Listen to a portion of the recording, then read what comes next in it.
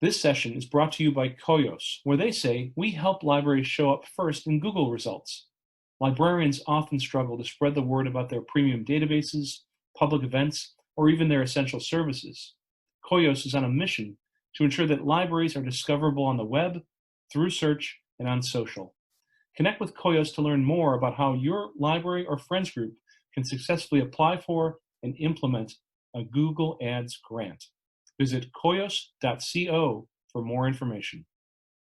Hello, everyone. My name is Anna Beyerle, and I am presenting a session today called Defining Your Audience, Identifying and Targeting the Individuals You Want Your Brand to Reach. So I'm super excited to share this with all of you today, and I'll share a little bit about myself on the next screen. Like I mentioned, my name is Anna Beyerle, and I own a business called Anna Beyerle Creative. We are a brand marketing and educational studio, and we work with values-driven organizations to help them better tell their stories. So we do that through one-on-one branding services such as design, marketing and content strategy, and we do workshops just like this one, as well as some resources and courses. And I am based in Denver, Colorado, and I've lived all over the US, and so I'm excited to share this with so many people throughout the country today. And yeah, so that is a little bit about where I'm coming from. I work with all sorts of organizations, a lot of nonprofits on branding. So whether you are starting a brand new business or have been in business for a while and are looking to refocus some of what you're doing, that is what I do. And so today we're going to be talking about branding and really how to target your audience to reach the folks that you want to reach. So like I mentioned, some of our objectives today are going to help you feel more confident and empowered by the knowledge of really knowing who your audience is. We're also going to be talking a little bit about auditing your existing brand audience and how to create audience profiles to really segment your audience and understand exactly who it is that you want to target. And we're also going to talk about some tactical next steps. So after you walk away from today's session, you will have a couple next steps to really start to implement that knowledge into all of your marketing decisions moving forward. And also through today's session, we are going to be having a few moments where I'll be encouraging you to pause the video and really reflect and think about your own unique situation in your organization. So I would also encourage you while you are watching this to grab a sheet of paper, grab a notebook, open up a document on your computer, and be prepared to start having, some moments to really reflect and start to think about those next steps that you can bring into your organization after our session today. So before we really get started, I want to take some time to talk about what exactly a brand audience is and what the point of defining your brand audience is. Why is this something we want to do? So define what a brand audience is. It's your group of ideal clients and customers. It's the people you want to interact with more in your organization and the people you want to learn more about you. So of course, as someone who's working with a library, working with a large organization, you might be thinking, okay, well, we're for everyone. So why do we really need to do this? And so one of the reasons it's really important to do this, and something that's important to define up top, is that when you're defining your brand audience, you aren't necessarily saying these are the only people we want to work with. It's saying these are the people we want to work with more. This is really how we want to be known. You know, we can still be for everyone, have this really large funnel, but as we get narrower, these are the groups of people we really want to provide specific services for, the people that we want to really, have specific programs for. We want to be known as. You might want to be known as someone or as an organization that, really provides a lot of community services, or want to be known for the breadth of your work and the amount of different resources you have. So there might be a lot of different things you want to be known for, and this is just getting a little bit narrower in regards to how you really want to be known. So throughout this process, you're going to really learn about how to have the awareness of your ideal audience and how this is going to give you more confidence and empowerment in your brand's message. So a great way to really start to implement what we're going to be learning today is to start thinking about who you want to market to. You know, right now you might be using your marketing dollars and using your marketing time to really, you know, put out a message that's appealing to everyone. But in reality, when you're appealing to everyone, you're not getting super specific in regards to what you want to be known for. So this is another way to continue to start attracting that specific audience you want to be known for. And so, like I mentioned, it's going to help you make better strategic marketing decisions so that you're spending less time day to day on your marketing work and on your marketing time. So like I mentioned, if you don't have a clear view of who your brand audience is, you have a general message. You know, you might be telling folks, you know, come to our programs, come to our offerings. But if it's something that's so general that it's not attracting a specific audience, you're not necessarily going to attract anyone. And through that, you're missing out on this untapped group of potential clients and customers. In a situation where you're running a library, you know, you might be saying, check out our new stuff. But in regards to that, if you say, you know, check out this one specific new book that we have, or this one specific new program that we have, you're able to get much more specific and attract more people to that one group, as opposed to just saying, we have new programs, we have new books, things like that. And of course, whenever you are not getting more people in the door or getting them into your programs, your business isn't living up to its full potential. So here, really our goal is to help you get clear on who your audience is so that you're able to share the amazing programs, the amazing things that you've created with the world, with your audience, so you can continue to get more people in the door and become more well known for what you're all about. So your brand audience should really be guiding your marketing decisions. I've already started to talk about this a little bit, but getting clear on your brand audience really influences all your marketing decisions in your organization, and like really all of them.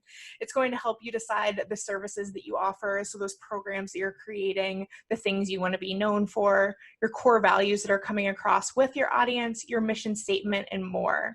For example, we're going to be going into this a little bit more later on, but if you are someone who really wants to attract an audience that's on the younger end, you're probably going to create marketing decisions that are around that. So being on social media, keeping up with trends, as opposed to if you're attracting an older audience, you might be making completely different marketing decisions. And one other thing I want to define before we start is branding versus marketing. I'm going to be using both of these terms a lot, so I just want to very clearly define what those are before we really get into the meat of the conversation today. So branding is the personality of your business, and it's something that stays consistent.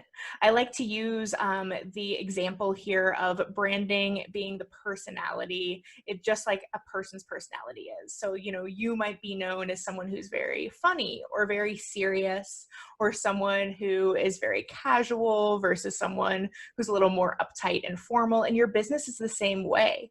The library or the organization that you work with might be known as one that is a little more humorous, a little more casual, you know, kind of lets things slide by.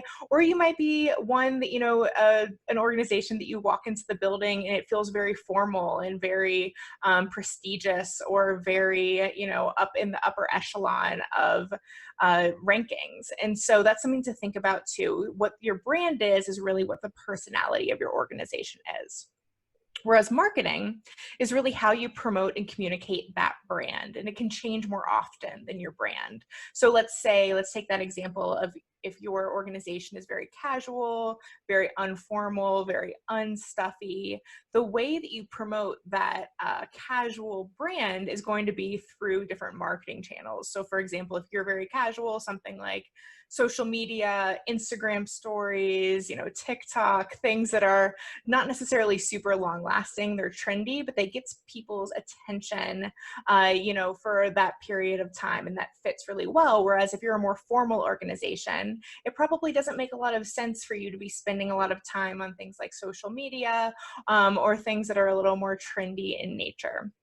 So that's just a quick definition of what branding is versus marketing as we dive into the meat of the presentation. So we're going to be going through 4 steps today to really get to understand who your audience is and who you want to target. So in step 1 here, I will encourage you to go ahead and get out that piece of paper, your notebook, or that document that you have up on your computer. And I'm going to run through this. And after this slide, I'm going to give you some time to go ahead and really dive into this. And you can pause this video for as long as you want, but I would encourage at least a minute or two to really start to dive into this. So we're going to do a bit of brainstorming here. So really thinking about, who are your favorite customers that you work with? Who do you love serving in your community? So writing down some names, specific names, if that's something that you feel comfortable with, groups of people that your organization just loves working with, and writing down why you love working with them. So you can go into as much detail as you like here. For example, you can say we loved working with them because they were a group that we really have expertise on, or we really love serving this specific group because they bring a lot to our community. So here, just taking a couple of minutes, I would say somewhere between 2 and 5 minutes, to really start to think about who you love working with, and describing them as much as you can, describing them, using their age, or using, what they love to do, as well as what some of their driving factors are. And we're going to go ahead and take a pause right here and just start to brainstorm that, and then we'll move on to the next step in this process. So as you wrap that up, we're going to be moving on to step 2. So take a look over that list that you've just created and start to take a note of some of the identifying features that these people have. Looking at your list, seeing what those commonalities are. Are all these groups or individuals that you described, do they have specific demographics in common? Do they have other driving factors? And we're going to make a list in this next step of what some of those common identifying features are that are coming up, using 2 different categories, which are demographics and psychographics, or driving factors. So looking at demographics, looking at the folks that you've described here, think about, what is their age? What are the ages of these people? Are they, erring on the younger side, on the older side? Is there a common sex or gender that is coming up here? Physical location. If you serve a specific demographic in a physical location, such as your city or your neighborhood, this is great to note too. Is there a specific type of employment these people have? Do they kind of belong to one certain group of people in regards to employment? Is there marital status or children or pets that you want to think about? Are you serving, new parents or grandparents or children of a certain age? So looking at demographics first, and then moving on over to psychographics. So looking at these people, what's important to these people? What is the problem that they are wanting to have solved? So for example, they might be looking for, great research on a certain subject. They might be looking for education or programming around a certain subject.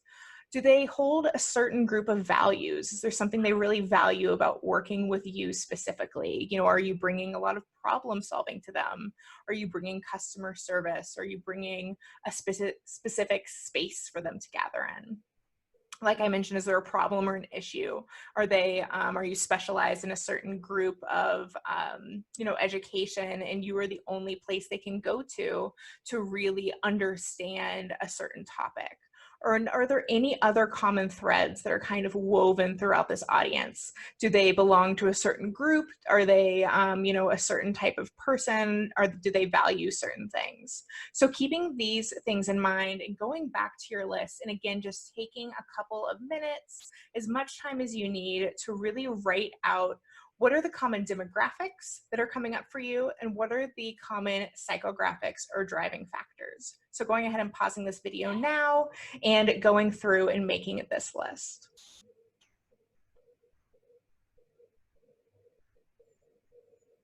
So coming back from that, we're going to be moving into step 3.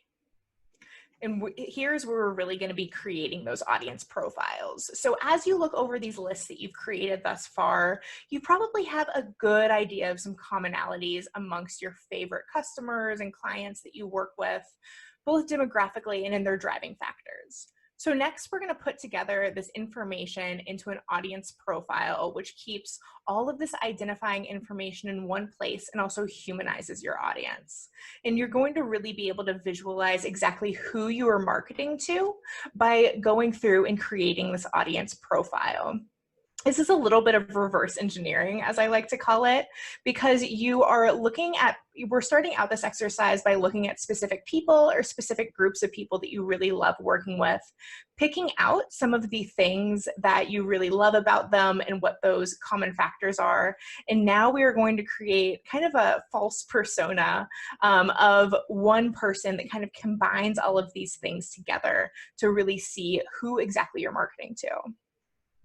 So this is really going to start to flesh out that skeleton of who your audience is. And so for us to begin, we're going to kind of jot down some notes about what a day in the life would look like for your audience member. And the reason we do this is so that we really understand what their day-to-day life looks like. Even though this person might not be a specific real person, it's kind of a conglomeration of all the people in your community that you love working with, so that you're able to step into their day-to-day life and really understand how they operate, so that you're able to better make marketing decisions and branding decisions around this person. So you're going to give them a name, a gender, an age, location that's in line with the audience that you love to work with. You can start to think through some questions like, when do they wake up? What do they eat for meals? What does their day look like? Where do they shop? What does that say about them? What are some of their strengths and weaknesses? So again, I'm going to give you a couple minutes to run through this. And then on the next slide after this, I'm going to show you an example of what this looks like.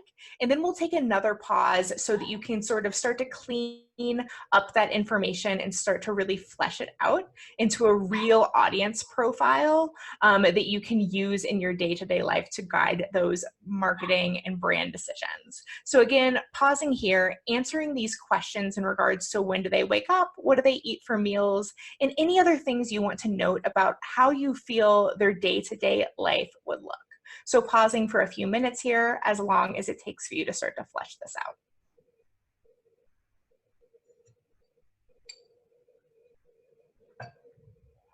All right, now that you have completed that exercise, we're going to go on to the next page where I have fleshed out an audience profile that is a good example of what this looks like.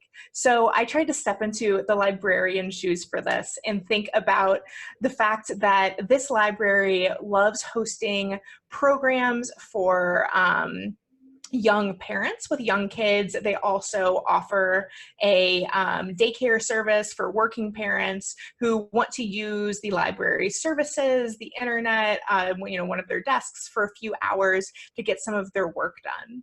And so this is the profile that I came up with. I also love grabbing a picture so that you can really see who this person is. So I named this person Kelsey. She's 35.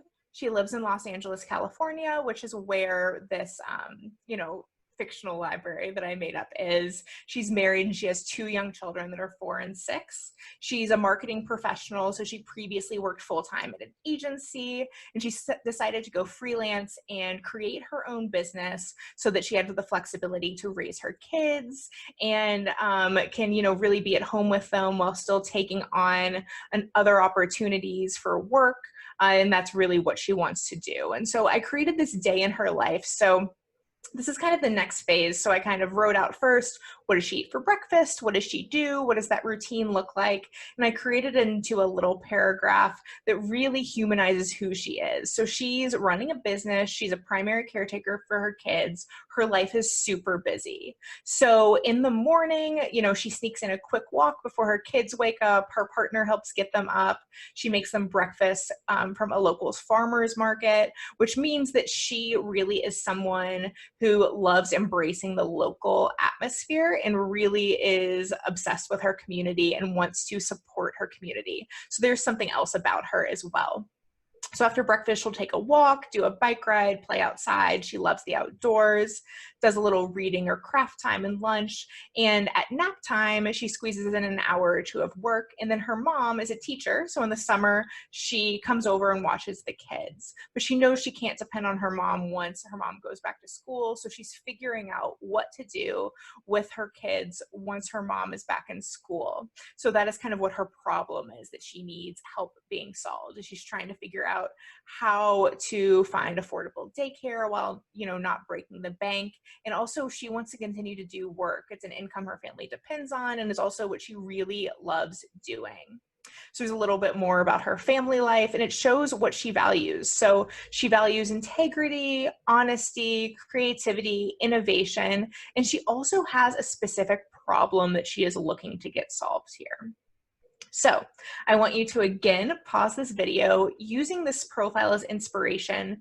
Go back to what you've created thus far in what that day in the life looks like in terms of your audience, and flesh out any additional details that you want to tweak maybe after reading this, looking and really naming the person, giving them an age, a location, and also defining what that problem is that they want to have solved. Are they looking for a place to host events? Are they looking for a place that has specific research that they can do? Is it someone like this that is looking for a place to bring their kids? Are they looking for, any sort of additional programming, any sort of additional education that you are really well known for and you want to continue to promote? So again, taking another minute or two, as much time as you need, going ahead and pausing this video and moving into that.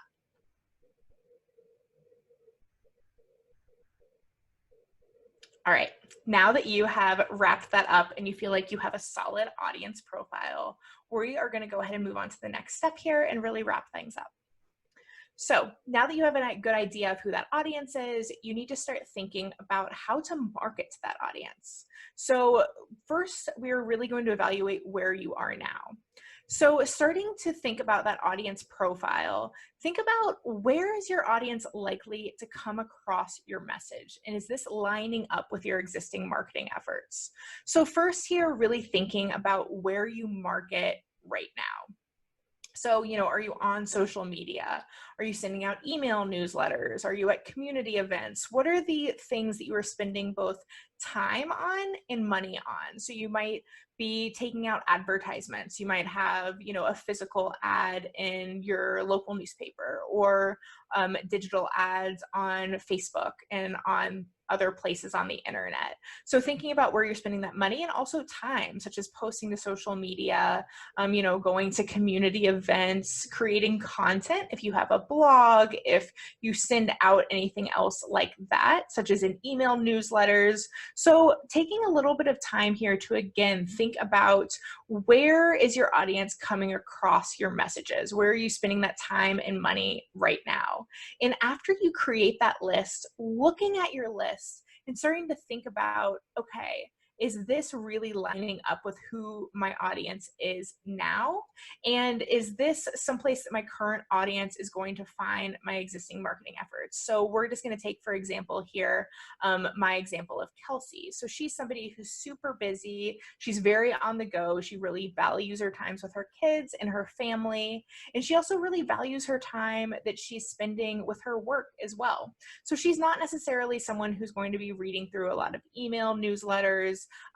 She's probably not someone who is going to be spending time reading blogs, but she is probably someone who's on social media, someone who is posting pics of her kids for her family to see. She's also probably on there for her business as well. And she's also somebody who probably goes to a lot of community events with her kids. Like I mentioned, the farmer's market. She loves going to the farmer's market. She loves taking walks and bike rides with her kids around their neighborhood. And so for someone like Kelsey, she's probably most likely to come across your message when she's on social media, or when she is physically at a community event and she's able to really learn about what it is that you have to offer and what it is that that she wants to work with you all on. So we're going to take another couple minutes here for you to write out where you currently are spending marketing time and dollars, and then taking a bit of reflection time to really think about, okay, where I'm spending this time, effort, and energy now, is that somewhere that my audience is going to find me, or is that something that I need to shift so that they can find me better? So again, taking a pause here and taking a couple minutes to write that out.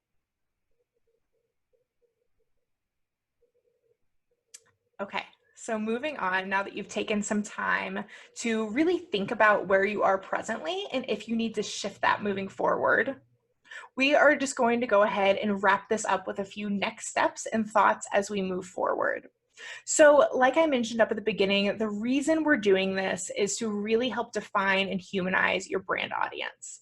When you know your audience, you're able to build up your values, your mission, and your services in a way that really resonates with folks and also really attracts them to you. So by defining your audience, you can find a lot of confidence and empowerment in who you're marketing to and why. So as we've gone through this in terms of next steps, you can start to think about, okay, so here's where we need to shift our marketing to really better attract this audience. And you can also put yourself in their shoes, continue to think about where they're going to come across their message, and also start to think about how you want to talk to them. So for example, I'm going to keep using the example of Kelsey as a younger mom, a younger parent, and as a professional. She probably is someone who wants to work with an organization that really has it together. They're pretty well established. She knows she can trust her kids in playtime there or in any sort of programs, and so that she can be worry-free and go on to her work or go on to anything else that she needs to take care of in order to move forward. So she's probably looking for an organization that's super trustworthy, that is innovative, that is doing things that are new, and is someone that just really values kids and playtime and all of the things that she values. So she probably isn't going to necessarily respond well to social media that is super, like memeified, as I like to call it, like overly trendy or super funny. She's probably looking for something that's a little more serious, a little more formal, but is also still something that she can connect to, but it's something that she really wants to trust. So when thinking about your audience and how you want to market to them, you can step into their shoes and really think about, like, okay, is this the type of audience that's going to appreciate something super funny, or are they looking for something that's a little more trustworthy, a little more more I don't want to say uptight, but a little more serious and a little more formal overall. And so there's different things that you can do to really attract that audience. Something that I also just like to share is that you can play around with some different things and see what tracks. Your audience is going to tell you. If you post something on social media and there's not a lot of traction there, you can start to rethink how you're marketing that. Or if there's a specific program that you're marketing, you're not getting a lot of traction, you can rethink how to do that again the next time, or you can pull out different parts of that program and think about, okay, maybe we can lead with this part of this program. Okay, that's not tracking. Let's try this instead. One of the amazing things about today's current marketing atmosphere and things like social media is that nothing is forever. It's not like, the olden days where you had to take out a print ad and really be committed. That you can try out new things and see how your audience is reacting and really track those elements so that you're able to move forward and really understand what works with your audience and what doesn't. At the end of the day, your audience is looking for something of value from you, so that they can understand how you are going to bring them value, how you are going to make a difference in their life, so that their life will be improved by the services and the options that you're offering.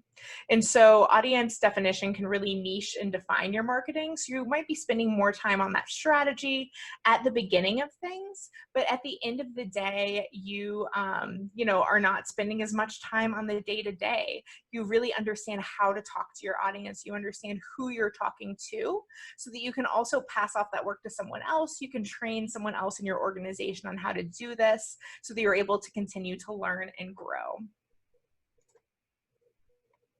And so in terms of next steps, I really encourage you to continue to work on your audience profiles and also create additional profiles that can show differences in your services and offerings. In general, I don't really recommend doing more than 3 of these, but for example, if you really feel like you're known for multiple programs or multiple types of things that you offer, you can build out more than one profile and really show why those different folks want to work with you.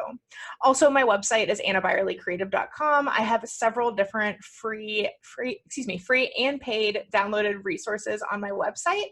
And of course, if you have any questions, you have my contact information and my website here. I would love to hear from you if you have any feedback, questions, or thoughts about this presentation today, and absolutely feel free to reach out. So thank you all so much. I hope that this was valuable and helpful in really helping to define your brand audience today.